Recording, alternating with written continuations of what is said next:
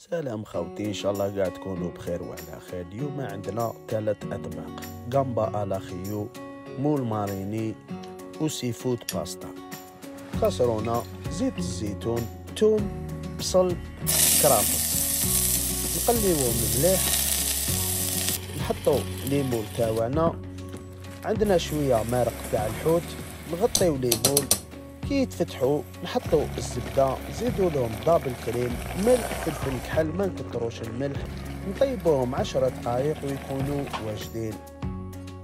دوكا نروحوا للجامبا صلاخيو، اكله اسبانيوليه: توم، معدنوس، مقله نحطوا زيت الزيتون شويه زياده، نحطوا الثوم، كريفات، ونخلوها تقلى. ملح، فلفل كحل، 4 دقائق نقليوها، نقلبوها، نزيدو نطيبوها 4 دقائق، شويه معدنوس والكريفات تاعنا الجامبا صلاخيو واجده.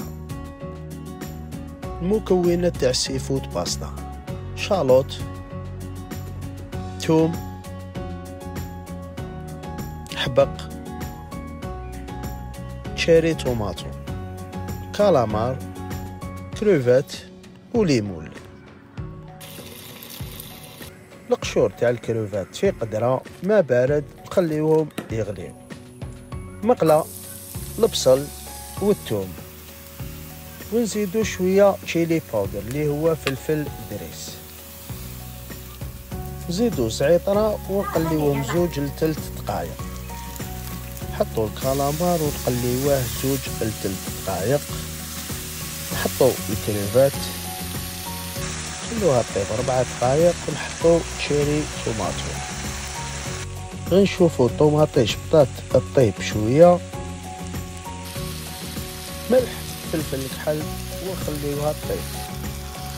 بعد ما طابت 5 دقائق نمرقوها بهذاك المارق اللي خدمناه. نزيدو نحطو ليمون، الزبده، بازيليك، ونطيبوها 10 دقائق وتكون واجده وشاهيه طيبه وجات بنينه بزاف.